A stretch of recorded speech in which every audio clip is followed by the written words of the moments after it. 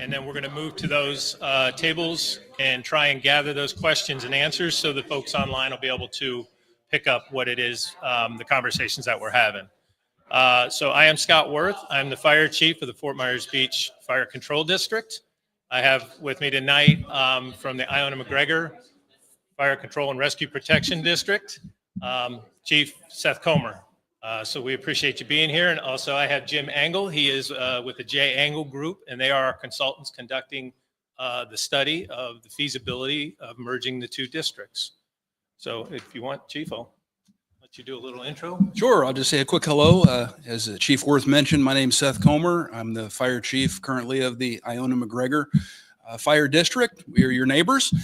We work closely together. I've known Scott for many years, have a great deal of respect for him and the Fort Myers Beach organization. So we're very interested in doing this study and taking a good, honest look with the help of the Angle Group at the potential moving forward. I've been with the district, Iona, for 26 years, the last 3 years as the fire chief. And like I said, we've worked closely with the entity, these agencies for many years. And we're excited to be here. Thank you for inviting us to your forum as part of this. And I've got some of my staff here with me as well, including James Anderson, the chair of our board. And we'll be milling around and available to answer any questions. Thank you. Thank you, Chiefs. My name's Jim Angle. As mentioned from the J. Angle Group, we were pleased to get the contract to do a feasibility study of the merger of the two fire districts, Fort Myers Beach and Iona-McGregor's fire district. We are here tonight on the beach, and tomorrow night, as Chief mentioned, we'll be doing a similar forum over in the Iona district. It's very important to us that we seek feedback, not only from the internal members of each district, but also the communities that they serve. So I would encourage you to talk to us a little bit or ask any questions you might have. We'd like to hear about things like any concerns you might have, some of your priorities of your fire district services, and concerns and positives. Really, this is your chance to ask us. We don't have anything to answer. We can't answer a question as to whether this is a good idea or not, because we simply don't know yet.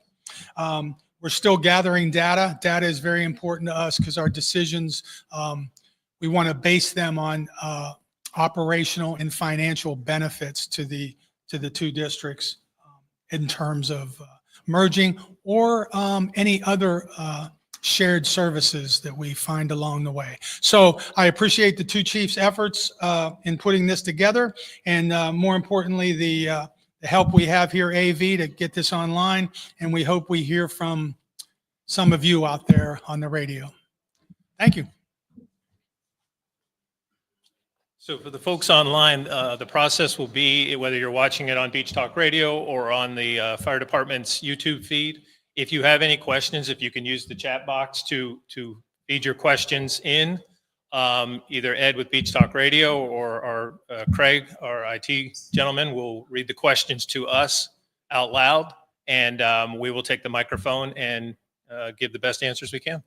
So again, thank you for attending if you're watching online, and appreciate you for being here. Thanks, Ed. Okay. So will you guys be doing a presentation of the slides? Is there some slides you want to show? Or Yeah, I think we should run through them okay. whenever you think. Yeah, I'm is going a to flip good this time. around. Okay.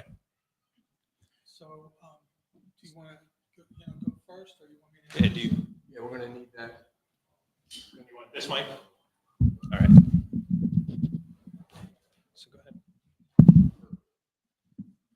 So one of the things we want to make sure we all kind of start with a similar understanding of the two fire districts is some of the services they provide, and some of the costs, some of their performance data as far as the type of incidents they go to, how quickly they respond, and things like that. That's important for you to hear, because we will ask you, we want to hear from you what some of the priorities are in terms of services offered. So since we are over here in the Fort Myers Beach Fire District, I'll ask Chief Worth to come up and kind of give an overview. We have a combined slideshow. So we'll have Chief Worth, and when he's completed with the beach information, we will have Chief Comer come up and talk about Iona-McGregor. Chief? Yes, thank you. So Fort Myers Beach Fire District has 64 budgeted positions. We have approximately 48 responders that cover the district over 3 shifts. And right now we're doing that out of 2 fire stations. The third one is a rebuild from Hurricane Ian, and it is underway. So the fire district provides call core services for both us and Iona, our fire and EMS response. And that EMS level is advanced life support. Fort Myers Beach, if people don't know, was the very first ambulance service in Lee County, even before Lee County ran ambulances.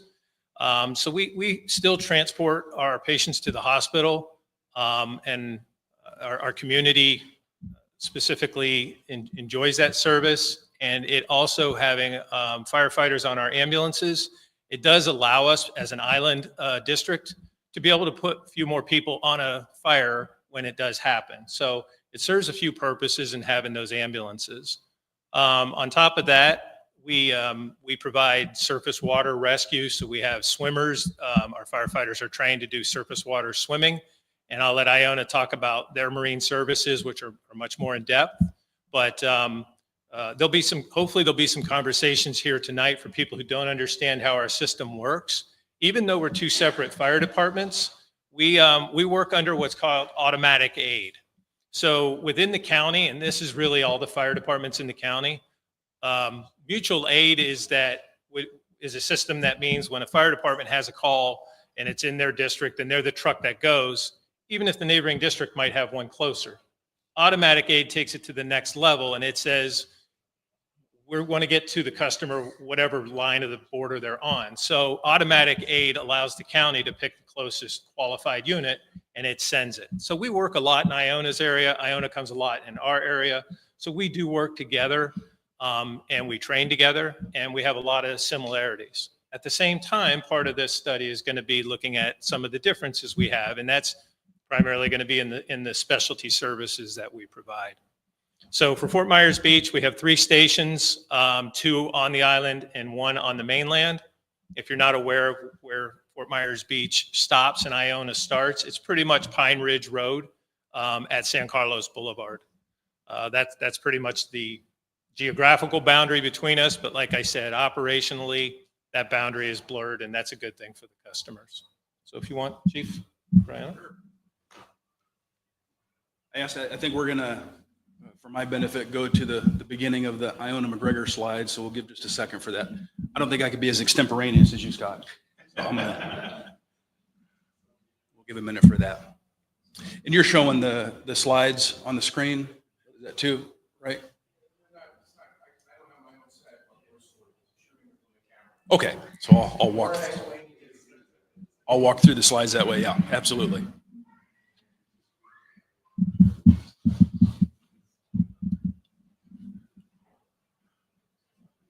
All right, good. Well, so just by way of introduction, again, my name is Seth Comer.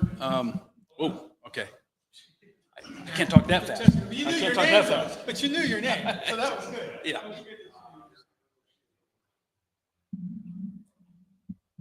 Good. Okay, thank you.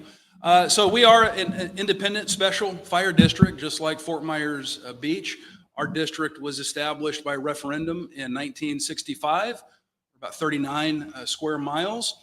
So if we go to the next slide, we'll depict our service area. And if you remember the depiction of the beach, you'll see how our district borders right up next to Fort Myers Beach. So we have, again, 39 plus square miles.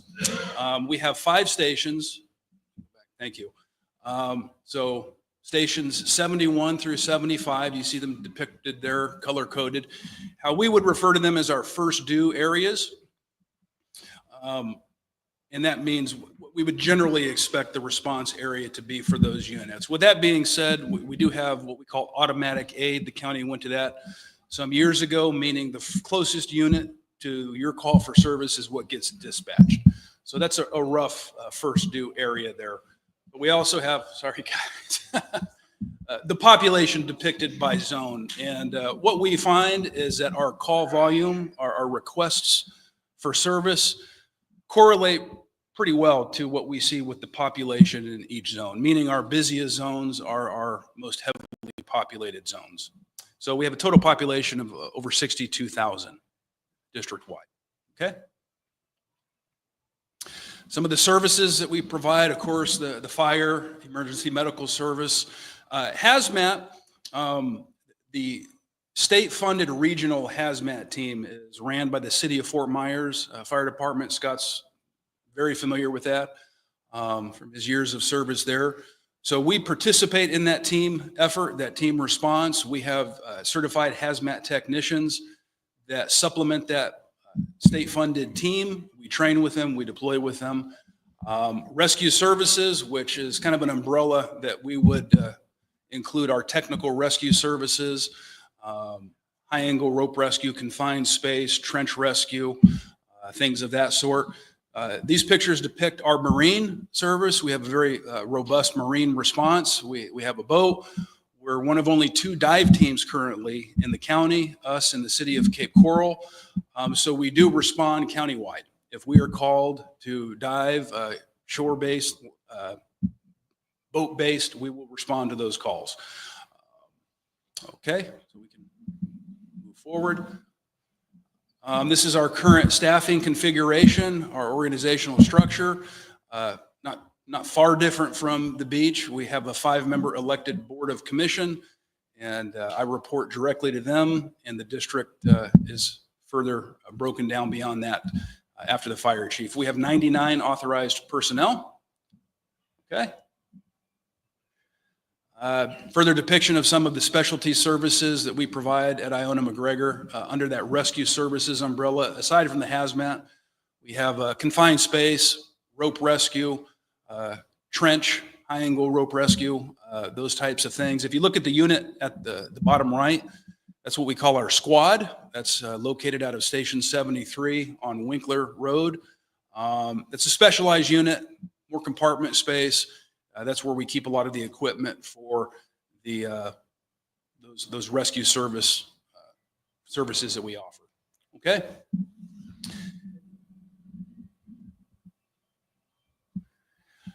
So we wanted to depict here some performance. You saw our station locations. We have the 5 response stations. Wanted to point out the difference in average travel times and the 90th percentile travel times. Most fire departments will present to you average times. On one hand, that may make sense, but those numbers look really good. The industry best practices is to monitor and report the elements of response time at the 90th percentile. So I showed you both, and Scott did as well. Across our entire district, regardless of call type, we're about at a 5.5 minute average for travel time, just the travel time, how long it takes to get from point A to point B. And at the 90th percentile, we're about 8.4 minutes. So what that means is at the 90th percentile, 90% of the time we're faster than that, but that's the metric that we monitor. And with our 5 stations, we ran over 12,000 calls, 11,000 plus were in our district. And because of the automatic and mutual aid, we responded to 1,357 outside of Iona's district.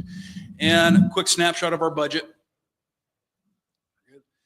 We carried over, this is for this fiscal year, 2025, $14 million, that fund balance carryover. We might refer to it as reserves. Revenues this year were 26 million, 26.3 million. We need to combine those two numbers to report total revenue sources at 41.1 million. Our operating budget this year is just over 31 million. So we have a lot of capital we're replacing this year. We try to budget to build our reserves so we don't go into debt when we need to purchase an engine. So we're replacing some apparatus this year, as well as wrapping up the reconstruction of 2 of our stations that were flooded during Hurricane Ian. So we're projecting an ending fund balance of just over $10 million. We will do better than that because insurance is covering, treating us pretty well for the remodel of the 2 fire stations. So that's what we had to budget, but we do anticipate doing better than that. So that's what we have. Thank you. We'll be here to answer any questions.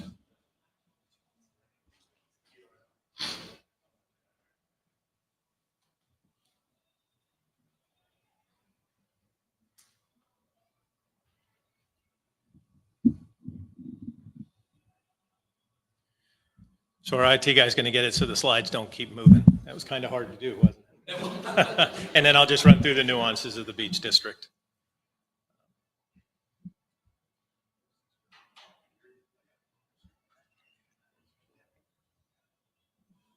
We did have a question if you want to take it now. Sure. Yeah, the question is, how are response times affected by the traffic? Well, the thing with the traffic is that we had traffic before Hurricane Ian. So, while we don't have as many seasonal visitors here, we have a heck of a lot more construction vehicles out there. So the traffic is something that we're used to. What I will say is that the construction with the bridge and the roundabout that's going on right now, that's presents some challenges, which we knew it would. But as far as getting up and down the boulevard, that middle lane, while it's a turn lane, it's our emergency lane as well. So our folks know, and those response times are built into our placement of stations. Good question. Craig, are you ready? All right. Could you jump ahead one?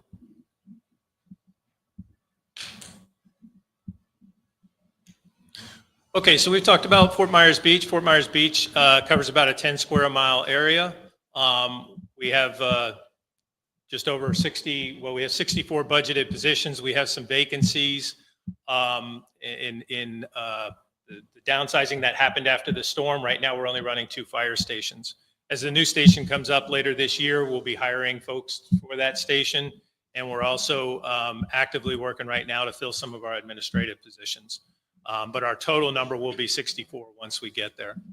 For Fort Myers Beach, we provide, Chief Comer had talked about hazmat and working with the city of Fort Myers, which has a formal hazmat team, but all firefighters are trained to a basic level hazmat. So we also provide hazmat services, and we have folks that work doing technical rescue as well, that Chief Comer had talked about. And within the county, we have a formal urban search and rescue team, and it is made up with members from all the departments or many of the departments in the county. However, that team is something that was founded by the South Fire Departments, South 6 departments, which Fort Myers Beach and Iona-McGregor are parts of. So our members who are technical rescue team members are also part of that team, and they deploy whenever it's needed here in the county or for a regional response. Next slide. So the population right now in Fort Myers Beach is pretty hard to capture. The formal data that's out there goes back to 2020, which was before Hurricane Ian. So these numbers are estimated. Believe there's about 4,500 people on the island, the town of Fort Myers Beach.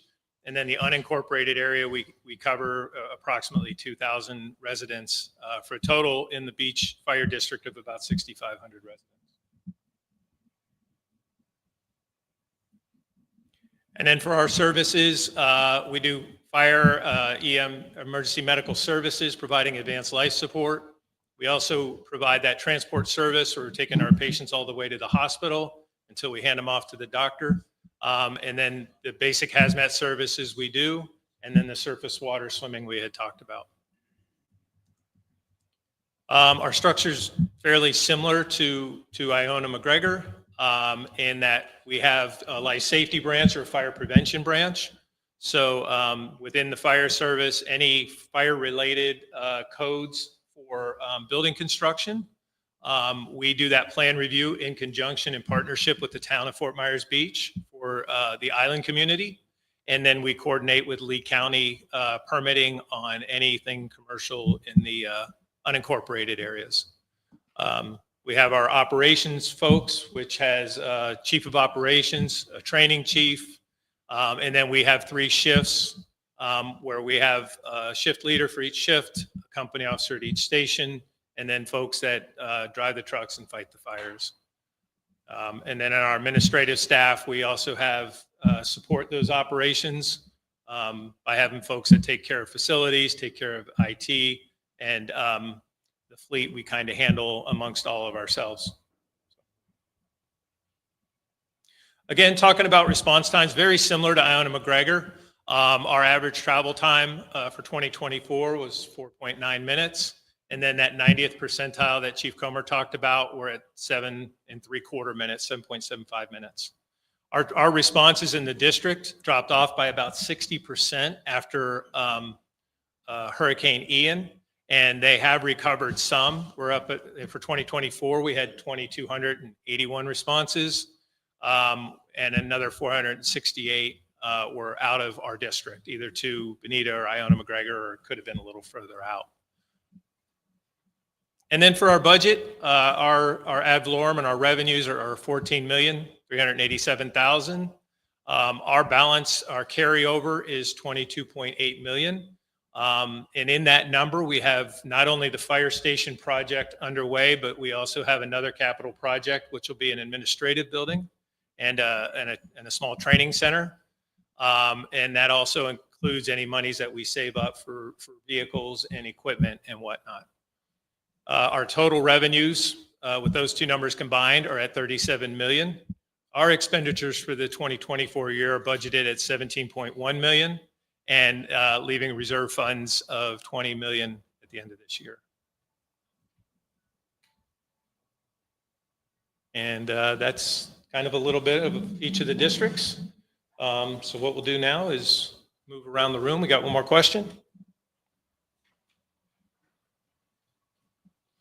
Okay, so the question that was asked through Beach Talk Radio is, what is the current ISO rating, and will a merger help the ISO rating?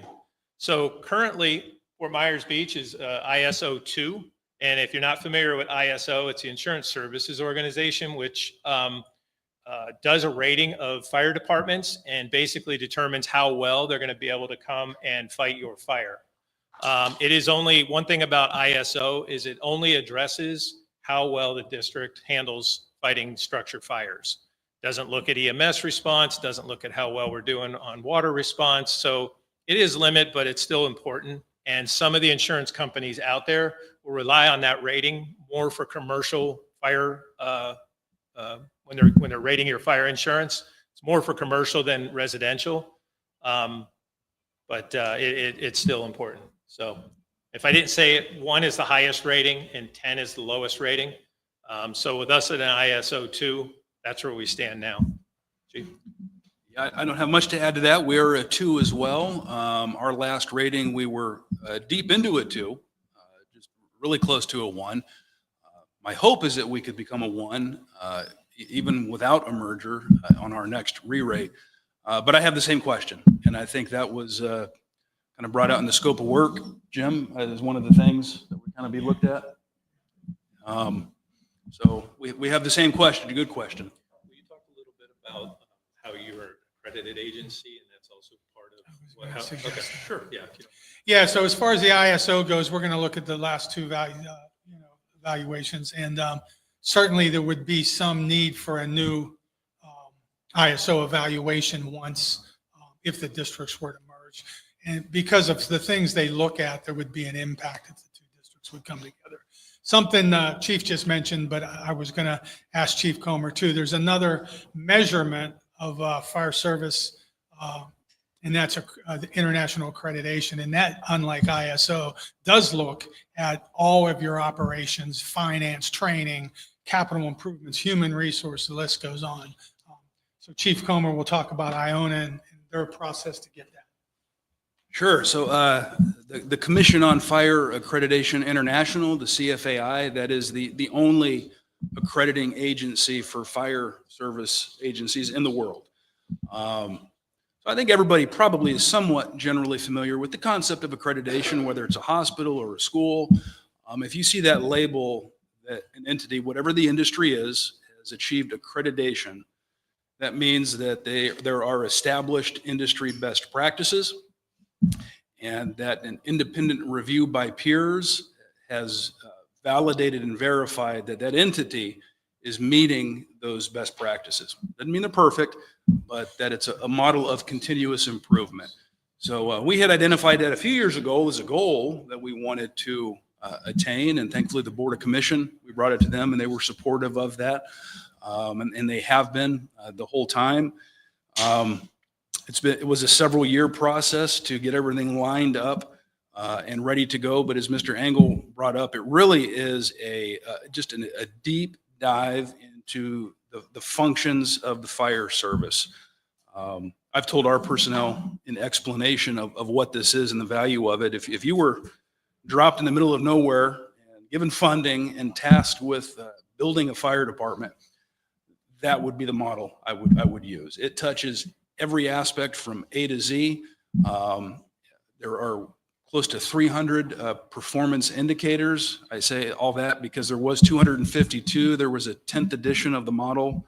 They just came out with an 11th, even more thorough. So that means we are continually assessing with these performance indicators, measuring our performance, and having a plan for continual improvement. So it gives us a roadmap, a guide to hold ourselves accountable, and to have transparency with the community.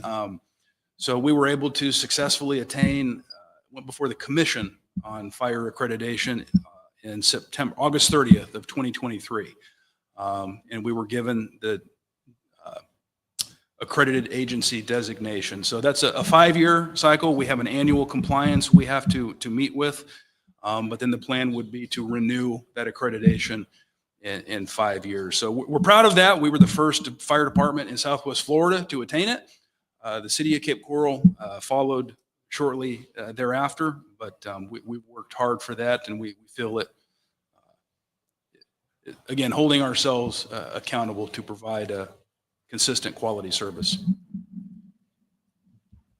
Thanks, Chief. I just wanted to follow up a little bit more on the ISO because the question was, how would a merger affect ISO? And we tried to cover that just a little bit. But it's also important to understand that through some of the programs that are in place, merger or no merger, that exist today are things like the automatic aid and utilization of neighboring training facilities, live burns. That all impacts your ISO score as well. So there's a number of things in place that are providing for some ISO credit. To Chief Comer, who spoke very well on the accreditation, having gone through it, I know it's not an easy process, but two things I will mention with that are two required foundational documents. One is a community risk assessment standard of cover. And basically that's a document that you put together that looks at your unique risk appropriate to your community and then puts together you put together a standard of cover to address those risks. So you cannot be accredited without that document. And having been familiar with several of those documents, we're talking 300 to 400 pages of work and maps and analysis. So that's a big piece of accreditation. And the second foundational document is a strategic plan. Anybody in the business world, anybody out there knows, to move ahead, you have to have a plan. And again, as part of the accreditation process, that strategic plan is an integral part and, should be done.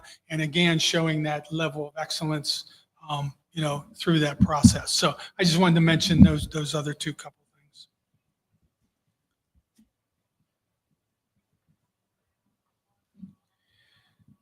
things. So I had one comment that was forwarded to me from Ed Beach Talk Radio from Mr. Steyer, and I'm just going to read an excerpt from this, and then I'll try and give some feedback. Fire departments are not businesses; they're services. They're not here to make money; they're here to protect life and property. If they consolidate to save money, that means lesser numbers of fire trucks and ambulances and longer response times. One thing I do want to put out there, and appreciate a comment like that because that's a perspective that we want people to understand. Where our fire stations are positioned between us and Iona McGregor, one of the things that I am certain of is that there's no opportunity to close a fire station on Fort Myers Beach or on Iona McGregor. We're pretty well strategically placed as far as how far apart they are and making those response times that we talked about earlier. I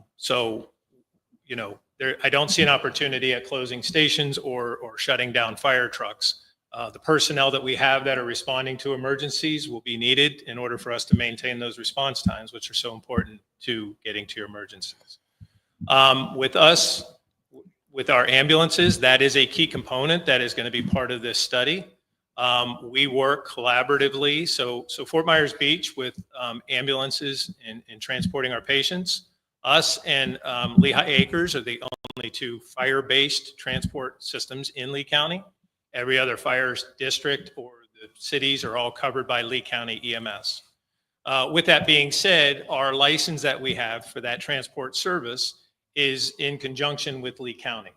So if this shows to be feasible, either operationally or fiscally, one of the big questions that'll have to be answered before, I'm in front of my board suggesting this and they're suggesting it to the community is that that transport service can remain as part of a merged district. I believe it is important to the beach community to retain that service, and that is definitely a key component of what we're doing in this study. So I hope for Mr. Steyer and anybody else that might answer the question. So Jim, I have a question for you. When is the merger going to be done? How much is it going to cost taxpayers? And just between us, which way are you leaning? Well, right now I'm looking straight ahead. I'm not leading anywhere. Those are good questions, and we're not unexpectedly get them. And the answers, of course, are I don't have any of those answers. We take a very broad approach. You mentioned the discussion about performance, and the gentleman who had emailed talked about cutting costs. As we said, operationally and financially beneficial, and really it starts with that performance. So where we're at now is, and I'm glad you said that question, that we can kind of give you an update, is for the last several months, working with both districts and their staffs, we've collected a lot of data, again, coverage, performance, and what we will do with that is put it together, and we will model that with the financial data as to where you are today, and we usually project out what that might look like 5 years from now as the service is today. And then we will develop an organization that might be an option and see where that would be in a number of years down the road, 5 years, to model that. And that'll start to give us a picture of what might create that feasibility. But the performance-based stuff, we're, again, as Chief mentioned, the layout of your stations and that are pretty well where, there are places out there that could be a fire station within, a couple blocks of each other. And that's certainly not the case. Not the case here. So you had kind of a three-pronged question. How much will it cost? Again, that would come in the final analysis under the finance section. And when will it be done? That's a good question too. Right now, our timeline had, since we started, had been looking probably for a draft plan around maybe end of June, early July. And we feel like right now we're still pretty well on track for that time frame. That might be not the final report, but at least a draft of about 95% for the boards to look at and the fire department staff to look at and review. I had a thought on the timing, Jim, too. Go ahead. Timeline outside of the study. Yeah, sure. There's a lot of things that need to happen with the timing. We get this question at my agency all the time. There's the completion of the consultant report and their presentation to the boards. And then Chief Worth mentioned before too, getting both boards to make a decision, the same decision, determining how we move forward. If we got through all of that, whatever decision was made, if there was any to move forward, would need to go to the voters by referendum. That would be a key component. We wouldn't want to pay taxpayer money to have a special referendum. So that wouldn't be earliest opportunity until November of 2026. And we would want to make sure we had some control in the writing of that legislation. The real work would start if the taxpayers of both districts by majority said, yes, we want to do this. So we would want to make sure we had something built in, at least a year, if not more, to then start the real work of implementing all those changes and getting prepared for a merger. So a lot would have to happen before. I don't want to monopolize all the questions if anybody in the audience has a question. But Jim, I do have one more for you. I mean, in your experience with doing this, what is the percentage of taxpayer dollars that you need to save in order for you to recommend to the state legislature that they should put this to a referendum and merge fire districts? Yeah, again, the question it could be different. A lot of times mergers make sense, not just from money. In fact, very often there's no savings in money, but the operational efficiencies and effectiveness. Places that don't have automatic aid don't cross district boundaries. So, there could be other advantages. To answer your question right now is, we will, I always look at it as kind of a continuum. Here's where you are today, and we do nothing. We finish the report and say, look, things are pretty square. There doesn't seem to be a whole lot of outcry. We find no compelling reason to do anything. However, over here is the dissolution of both districts and the creation of a new district. That's the other side. There's a whole lot of stuff in between. Shared resources, shared stuff, and that can all be looked at in the report. So there really is no benchmark that says, hey, we got to save 10% or we got to save 25%. It may have things to do with operations and that may not save any money. I have my people with me here. One of them does work with a national firm that they do a lot of these, and a lot of time there's just not a lot of money spent, but there is a lot of operational efficiencies in staffing and purchasing and maintenance and communications and things like that. So that's kind of what will come out. And then, as Chief Comer mentioned, that will come to the boards, and ultimately it will be their decision as to which they support. Anyone? Yeah, sure. Prior to Ian, when you guys had your firehouse out in Sierra, every time the truck would roll up, every time the ambulance would roll, it seemed like you ran a fire truck. Yes. And now I've seen the ambulances still running out here, but I haven't seen one following, the fire truck following the ambulance like you used to. Okay. But you're saving on equipment and, by not running them both, unless there's a rule of thumb. We're still running both, so I'll go to the microphone. Sure. I don't know if everybody heard that, but okay. That's a good question. So the question in the audience live was about the fact that before the hurricane, our Middle Island station, Station 31, that was destroyed, you would see when a call came, a medical call, that the ambulance would roll out and the fire truck would roll out. And people always ask, why does that happen? And that is typical around the county. So if you can imagine, and take a car accident, for example. You get a car accident and you have a couple patients, and those patients need to be transported to the hospital. Those types of calls, and even regular medical calls, require a lot of physical resources, a lot of human resources early on. You go to any job, in a storage warehouse or wherever you might go, 50 pounds is considered heavy lifting. 80 pounds is considered extremely heavy lifting. Well, most patients weigh more than 80 pounds. So a lot of these calls are physically taxing for our folks, and it takes multiple people to get a patient stabilized and get a patient loaded. Take a car accident, for example, and you can have multiple patients. And when time is of the essence, you might have to have all those patients being dealt with at the same time. We're still doing that today, but because we don't have Station 1, our ambulance is stationed at the South Station by Santini Plaza behind CVS. The ambulance comes out of there, and the fire truck can come out of there as well, or it can come from our mainland station. At the same time, we currently have, because EMS was housed in Iona Station 72 on McGregor, and that station got damaged. So they've been housed in our San Carlos station on the mainland. So EMS can come. So the point is that the units are diverging on the middle of the island, converging on the middle of the island from both directions, which is why you're not seeing them come out of the same place. Once the new station is open on Tops, where we're building that, there'll likely be the second ambulance in that house and the fire truck as well. So it will feel like it did before Hurricane Ian. Did that answer? Okay. But if you will, to go back to why an ambulance and a fire truck, the fire truck can do all the medical care that the ambulances can do. And then once the patient's stabilized and in the ambulance, it doesn't take 3 or 4 people to get them to the hospital.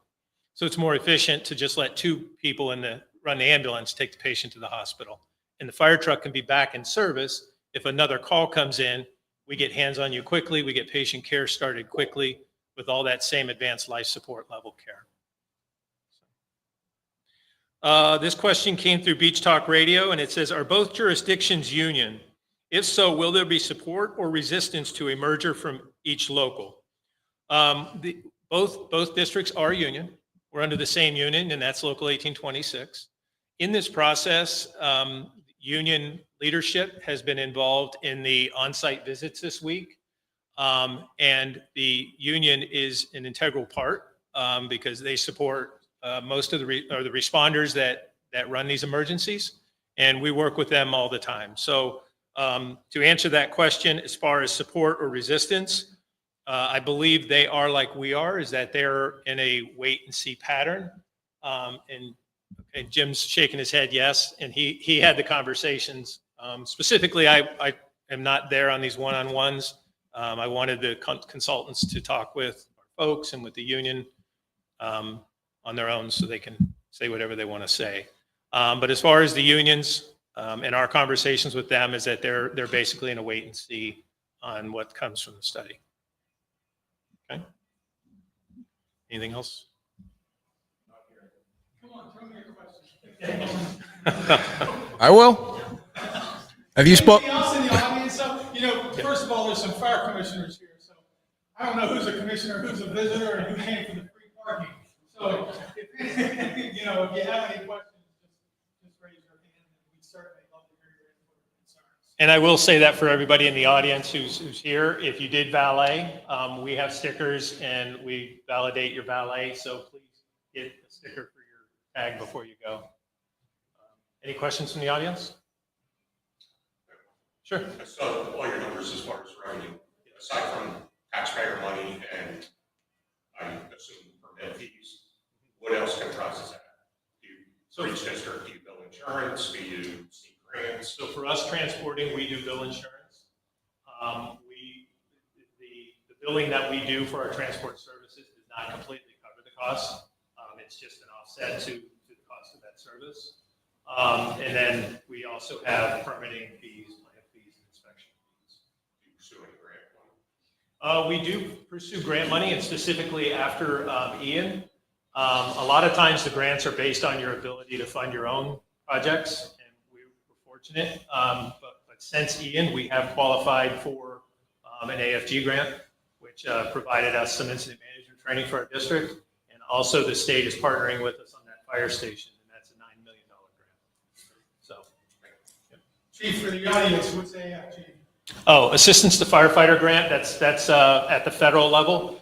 And fire departments apply for equipment and training and different things that they need each year. And that money is distributed out accordingly. And they have different priorities each year on those grants. So for us, it's the same as far as funding for the most part.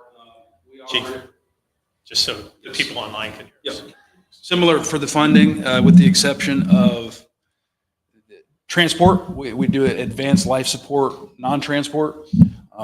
So we don't have an opportunity for billing in that regard. So we are funded solely with the ad valorem taxes, which, as you know, that's based on property values. So that's kind of the ebb and flow of that that we have to account for.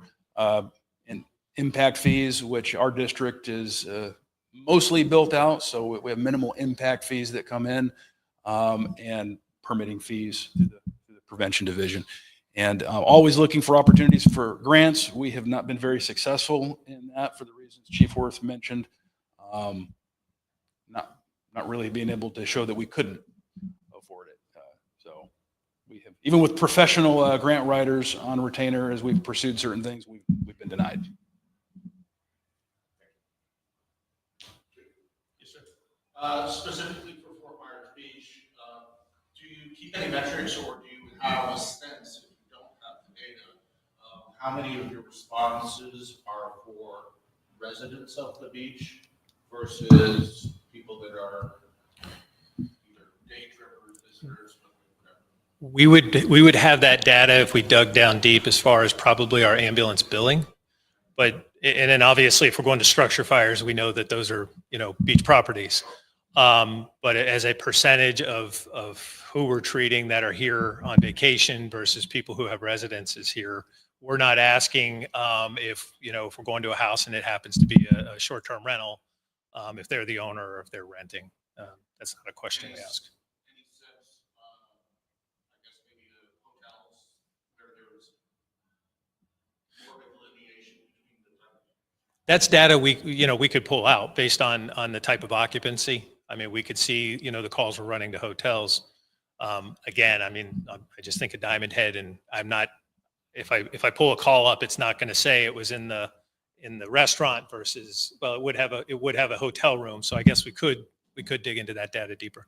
The reason for my question is, it looks like we have, say, 6,000 residents that you're staffing for, but you're Yeah. not staffing for 6,000 Yes. residents, you're staffing for the people that are actually. That's a good point. So, and thank you for that nuance. So the beach before the storm, we've got, I think, 1 million visitors a year on average across, on Fort Myers Beach before the hurricane. And I don't know how those numbers are now, but you're absolutely right. It's not just us serving 6,000. I mean, we have tens of thousands that are here, every month. Before the storm, in a 4-month period, probably 60% of our calls were happening during season. So you're right. There's a huge influx when we're in season versus when we're out of season and we don't have that many people here. Believe pre-Ian,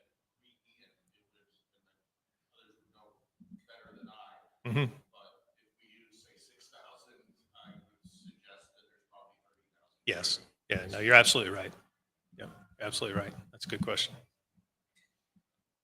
I had one that came in through email, and this is from Mrs. Flaherty here on Fort Myers Beach. She wanted to express that she was adamantly opposed to any changes and highlights the reasons that the beach is still in deep recovery. And at this time, isn't looking to make any changes. She says she's a full-time resident and she urges us to please continue with the district as it is. So just pass that information on. So, Chief, can you talk about the paramedic and the transport service is obviously very important. yes. You have it, you're talking, tell everybody you don't have it. Mhm. What does it take to get that? And what would happen if there was a merger? Would it then go away or would it be expanded to work with Iona and McGregor as well? That would be largely dependent on the county. I do know that with that would be something we'd have to look at. If this looked feasible, we would have to work with the county. I do believe that the county sees us and Lehigh Acres is grandfathered in because of our tenure providing that service, and we work collectively with them.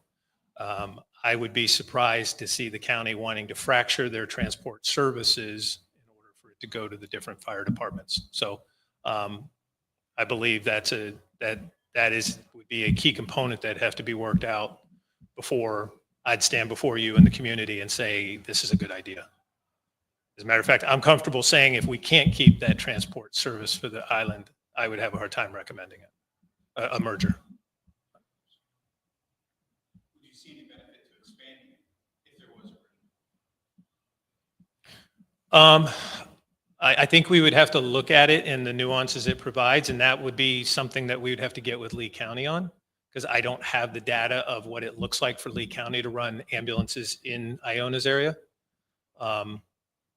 So one of the things that is nuanced in us having the ambulances is Lee County will move ambulances around to fill empty zones around the county. So if 2 ambulances in Iona's area get calls at the same time, then they're moving ambulances around.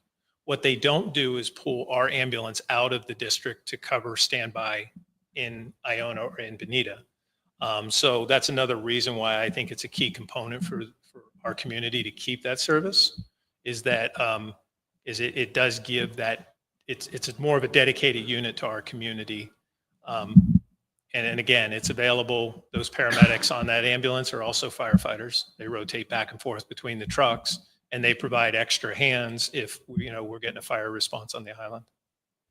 So, I actually have a question for consultants on that. I don't know if Jim could weigh in on it.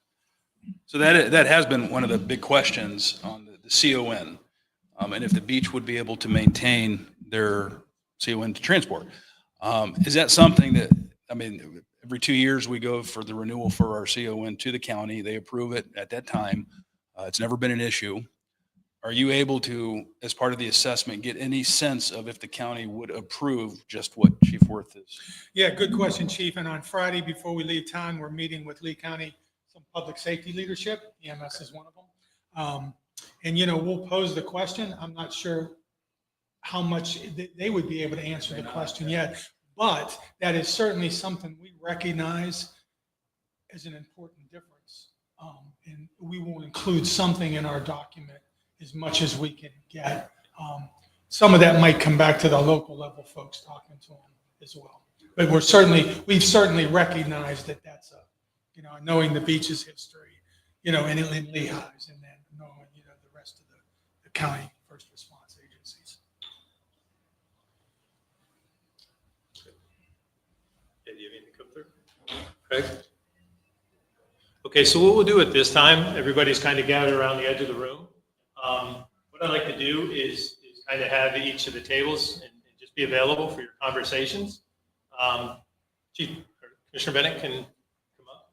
Commissioner Anderson, I just want to highlight them. They're the chairs. Commissioner Anderson is the chair of Iona's board. Commissioner Bennett is the chair of the beach board. And for the consultants around the room, they all have the J-angle shirt on. So if you guys could introduce yourselves. All right, everybody, we're going to bug out here and let them be more casual in the meeting And then Jim. and chat around the tables. Thank you all for tuning in.